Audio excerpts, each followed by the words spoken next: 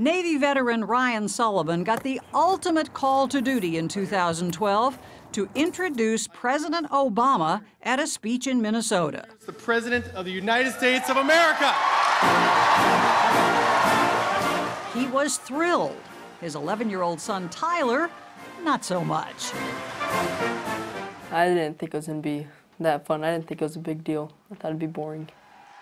But there was nothing boring about what happened after the speech. The president went around shaking people's hands. Then he looked at me, and then he was like, aren't you supposed to be in school? I was like, yeah. And then he said, can I write you an excuse note? And then he wrote down, please excuse Tyler. He was with me, Barack Obama, the president. Whoa, with an exclamation point. It makes it sound like just the two of you went out to lunch or something. Yeah. An 11-year-old Rochester student was excused from class today so he could see the president. Overnight, Tyler was a star, getting hundreds of thousands of views on YouTube. Well, I guess I was more popular than Kim Kardashian was one time. So this is where you keep this valuable document? Yeah. Really? Yeah. Hidden in the basement, under lock and key, understandably. You've got to admit, hands down, this has to be the best excuse anybody could possibly have. Yeah. But how many of us can get a presidential pardon? And without one, what is the best way to excuse ourselves when we, for example, forget an anniversary or sleep through a meeting or find ourselves in Macy's when we're supposed to be at work? Do you have a size 8? How would you formulate a really good excuse? An excuse is not a lie. It Well, is not necessarily a lie. It can be. It can be. Some of the finest ones are, but it doesn't have to be. Lou Harry and Julia Spaulding make no excuses for writing their 2-volume Complete Excuses Handbook, published by a division of CBS's Simon & Schuster. My favorite excuse right now is it's on my list of things to do. I mean, that You can't argue with right. that. Excuses, I think, work best when they're very vague. Saying that it's on your list of things to do implies that you're working on it. Sound familiar? Excuses just seem to be part of the human condition. Lives are complicated, but excuses sometimes try to reduce them to a single thing, to try to explain how something happened, push it aside, and move on. Through the ages, the most common way to do that, finger pointing. Something even Bible characters may have tried. I believe at some point Judas's mother probably said, you know, he was a nice boy, he just fell in with the wrong crowd. You know, I think there's always a way to blame other people. Or the weather. The manager of the 2011 North Korean women's soccer team claimed lightning struck several players before their match. So, of course they played poorly. Earlier this year, U.S. Olympic speed skaters said it was their new uniforms that slowed them down. An excuse is about trying to deny. It's not my fault. Don't blame me. Professor Mike Krant of the University of Notre Dame actually studies excuse-making. Is it effective to push blame onto other people? It is. There's a lot of evidence to suggest that it works. But not always. This was a prank committed on me. My system was hacked into. Former Congressman Anthony Weiner's excuse for sending women interesting pictures of himself couldn't save his job. So today I am announcing my resignation from Congress. From Washington to Hollywood, excuses never seem to go out of style. Charlie Sheen trashed his hotel room in 2010. His publicist blamed an allergic reaction to his medication.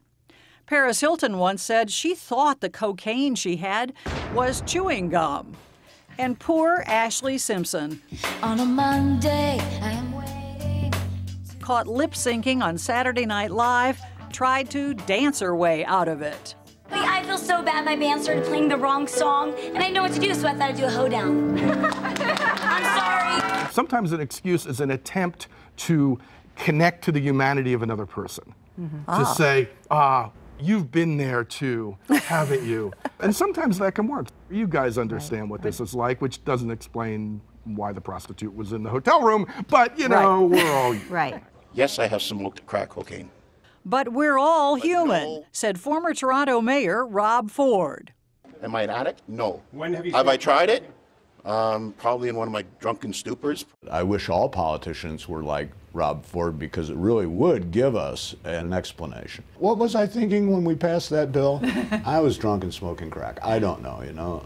Ford's excuse was unique, but politicians are masters of this art, says political satirist P.J. O'Rourke. How would you characterize the role of excuses in politics? Central, absolutely central. He traces the trend back to the Nixon administration. I have never heard or seen such outrageous, vicious, distorted reporting. They began the great shift from blaming things on powers that are beyond you to blaming things on people who are beneath you, bad staff work. It never got to my level, you know. It never got to my level. Never got to my level. I like that. You know? And if that fails, there are always those two ever-popular words.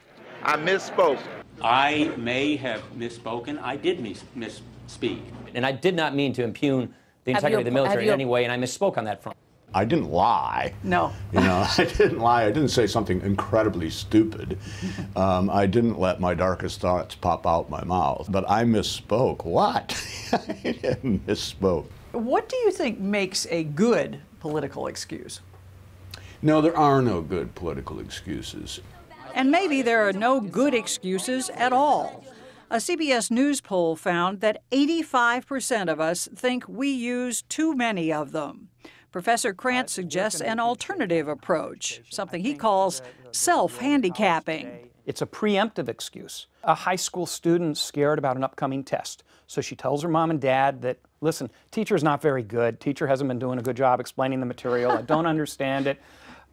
Then when she does badly on the test... That horrible teacher. Yeah. Mom and dad aren't going to be as upset because she managed expectations.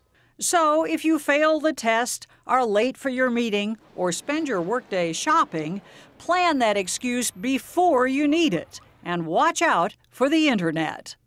Things have gotten increasingly checkable. You said there was a traffic problem? I can find out if there was a traffic problem. Google is your enemy. Exactly. So technology has become, in a way, the enemy of the excuse. Not an issue for the lucky Sullivans. What have you talked to him about making excuses? Don't make excuses. He's sitting there holding the best excuse ever. If you're going to make an excuse, make it the best excuse ever. Well, he did. Yeah.